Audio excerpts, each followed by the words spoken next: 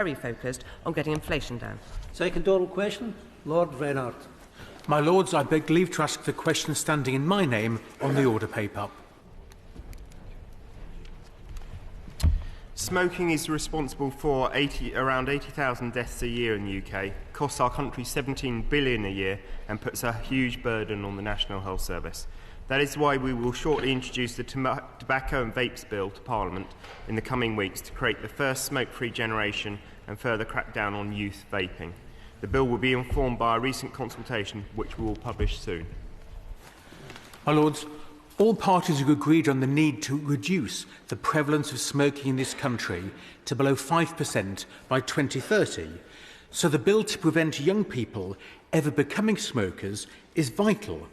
But does the Minister accept that we need to do more to help the over 6 million people in this country who are addicted smokers, most of whom are struggling to give up smoking and want to, and they are damaging their health and that of others affected by smoking? So does he agree that allowing integrated care boards to make further cuts to tobacco dependence treatment budgets will not help us to achieve this target? I thank the noble Lord. Actually, there were four major things that Khan recommended in his smoke-free report in terms of how you would achieve that. Firstly was to increase the anti-smoking spend that the noble Lord refers to. Actually, as part of this, we're proposing that we increase that spend from 70 million to 140 million. So absolutely doing what the noble Lord suggests. Secondly, to increase the age of sale, which of course this legislation is all about. Thirdly, promoting vaping to help quit smoking. Again, what this legislation is doing.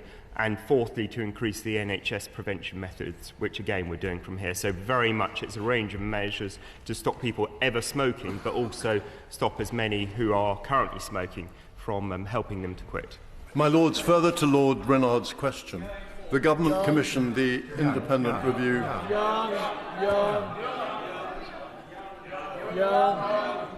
My Lords, I think the House would like to hear from Lord Young. I'm grateful to my noble friend for giving way.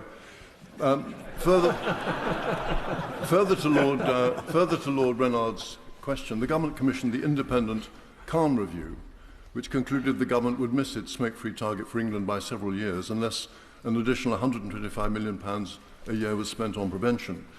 Given the pressure on public expenditure, the Khan review suggested instead a levy on the profits of the tobacco industry based on the polluter pays principle. Does that proposal not commend itself to my noble friend? Well, as I say, I think we've tried to answer the four major points that Khan put forward, including the increasing of spend from 70 million a year to 140 million, so doubling it that. In terms of the levy, that was the one thing actually that wasn't so much in favour. There was a lot of modelling done on that, and the thought on all of that is actually the net increase would only be about £25 million or so. So that's why actually that thought, for all of that, it was actually better to look at taxes on tobacco itself as a way of raising revenue, and generally, as I say, introducing the four major methods that Khan recommended. My Lords, I refer to my interests as set out in the register. My Lords, Noble Lord. Would the Minister agree that smoking in pregnancy has enormously damaging effects, leading to much poorer birth outcomes than for mothers who do not smoke? Would he also agree that incentives to pregnant women not to smoke have been very effective? And in the light of this, could he give a guarantee that the existing scheme, which comes to an end this year, will be continued and continued with adequate resources so that it's not in any way disrupted? So I totally agree with the noble lady in terms of the importance of stopping smoking during always, but especially during pregnancy. In fact, we have a maternity debate coming on straight after this, where this will be one of the things that we discuss. So I hope from showing that we're putting all this spend in place that we're actually backing everything that works. So as long as the pregnancy continues to work in terms of that anti-smoking, then that will be one of those major features to make sure we're continuing to stop all activities, but especially in pregnant ladies. My Lords, in the light of the last question, I'll change my question. Can I ask the noble Lord the Minister, what assessment has the government made of the long-term harm that vaping will cause, particularly young people?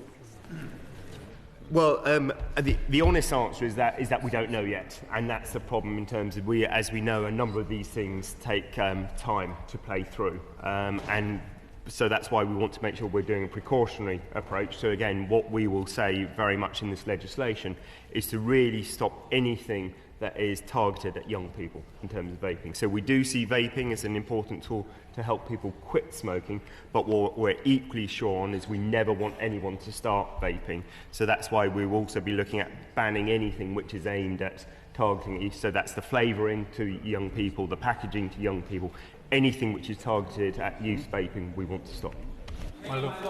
Bill, why is Her Majesty's government ignoring the experience of New Zealand? That country's found the idea behind this bill, they had a similar one there, totally unworkable. And secondly, why are we now undermining the existing scheme that has done us so well, with under 2% of young people even bothering to take a taste of smoking? And does my noble friend not recognise that there are far more important other health dimensions that need the resources that are to be wasted on this useless bill? Firstly, my understanding in terms of New Zealand is actually one of the biggest bones of contention was that they were looking to reduce the number of smoke retailers from 6,000 to 600. And so that's where their bill, from my understanding, came into difficulty. I'm afraid I must disagree with my noble friend in terms of the importance of this. So it costs the economy about £17 billion a year. It causes about 80,000 deaths. And 80% of people who've taken up smoking wish they never started.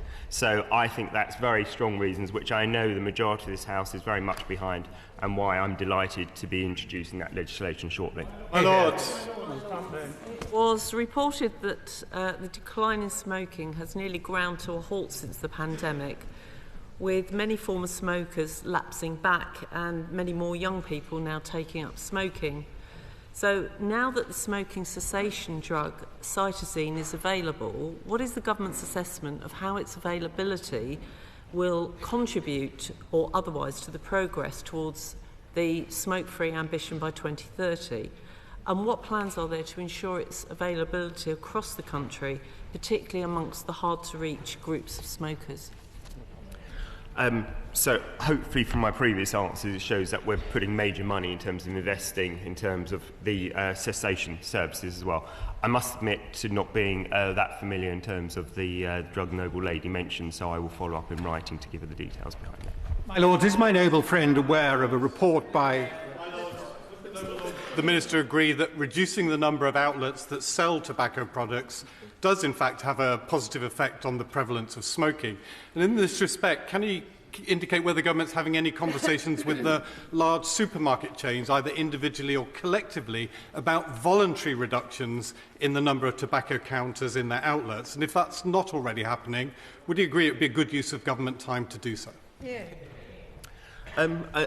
Again, we're mindful of trying to get the balance right. So I think inevitably, by taking away a major market, which the 18-year-old pluses will become as we go into it, smoking sales through retail units will go down more and more, and we'd expect them to reduce as a result of that.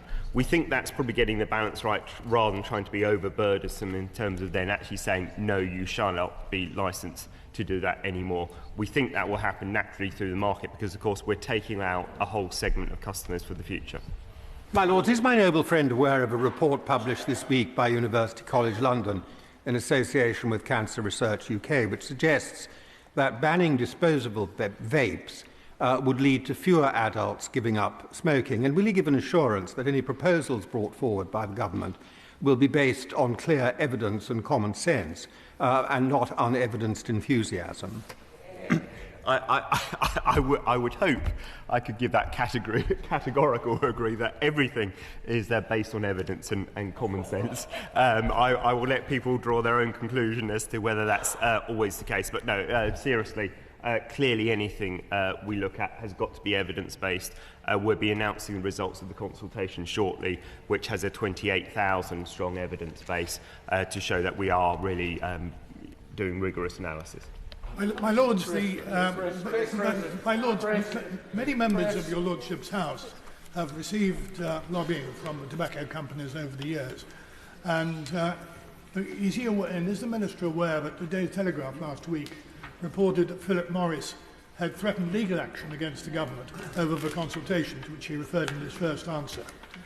Can he give an assurance that if this lobbying is undertaken by the tobacco companies, the government will ignore it and go ahead with their very, very sensible and welcome plans? Yes, I am aware of the moves, and I'm sure there will be many more from it all.